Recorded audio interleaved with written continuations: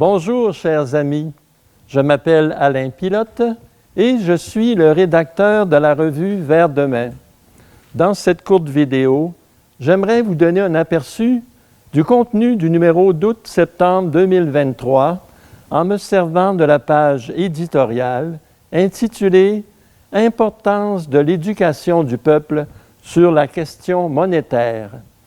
Cette fois-ci encore, comme dans tous les numéros de Vers demain, vous pourrez trouver une grande variété d'articles sur tous les sujets d'actualité et surtout sur la question économique qui est la préoccupation quotidienne d'à peu près tous les citoyens.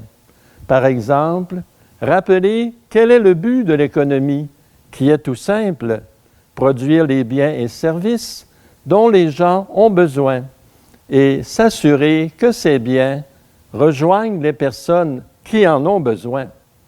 Malheureusement, il arrive souvent que ce qu'on considère comme des dogmes économiques ne correspondent pas du tout à la réalité et produisent même un effet contraire à ce qui est visé. Par exemple, un de ces faux dogmes est qu'il faut combattre l'inflation par la hausse des taux d'intérêt, alors que de plus en plus de gens réalisent que c'est précisément la hausse des taux d'intérêt qui fait augmenter les prix et le coût de la vie. On n'a qu'à penser aux paiements à faire sur les hypothèques. Ce que Vers demain vise par la démocratie économique, c'est une civilisation d'hommes libérés financièrement. Si une suffisance de biens matériels ne rend pas nécessairement l'homme vertueux, l'absence de biens matériels, par contre, rend la pratique de toute vertu impossible. Les produits existent, c'est seulement l'argent, le moyen de se les procurer qui manque. Et quand l'argent manque, à défaut de corriger le système financier, la seule solution qui reste pour beaucoup de jeunes, spécialement en Afrique, est de s'exiler dans des pays plus riches, en espérant y trouver un avenir meilleur, alors que plusieurs d'entre eux meurent en route sur la mer avant d'y arriver. C'est ce que les évêques d'Afrique centrale dénoncent et réalisent que la cause de cette émigration des jeunes est essentiellement économique. Et c'est pour cela qu'ils ont invité l'Institut Louis Évin dans leur colloque pour y expliquer la démocratie économique.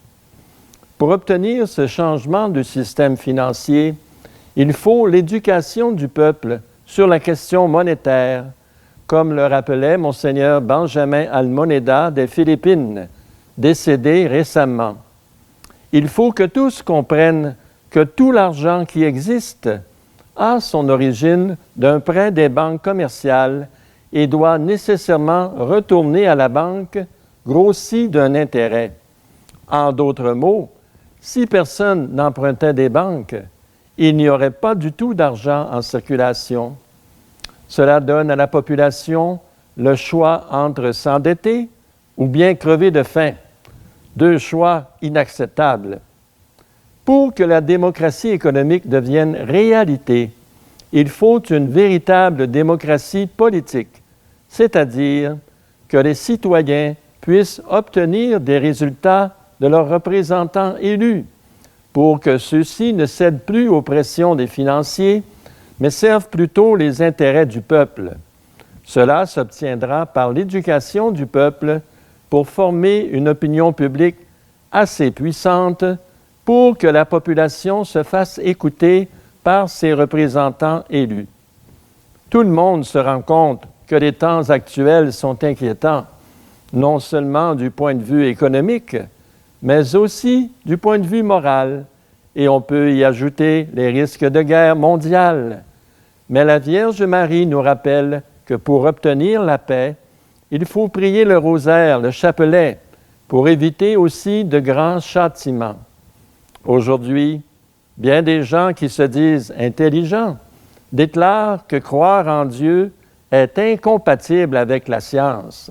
Pourtant, un des plus grands génies de tous les temps, Blaise Pascal, pense exactement le contraire, comme l'explique le pape François dans sa lettre apostolique pour le 400e anniversaire de naissance de ce grand savant, philosophe et mathématicien français. Dieu ne nous laisse pas sans moyens pour affronter les difficultés actuelles. L'Église nous offre les sacrements, surtout la Sainte Messe, à laquelle, si on comprenait vraiment ce qui s'y passe, on ferait un effort pour y participer, non seulement tous les dimanches, mais aussi tous les jours si possible. Et pour terminer, un autre témoignage qui montre que Dieu et sa Sainte Mère, la Vierge Marie, ne nous abandonnent pas. C'est l'histoire extraordinaire de l'image de Notre-Dame du Bon Conseil au sanctuaire de Genazzano en Italie. L'image en page couverture de ce numéro de Vers demain est d'ailleurs une version plus récente d'un artiste inspiré de l'image originale de 1467. Nous avons tous besoin des conseils de Dieu et de Marie, qui nous dit, comme elle l'a dit aux serviteurs aux noces de Cana, « Faites tout ce qu'il vous dira. » Bonne lecture.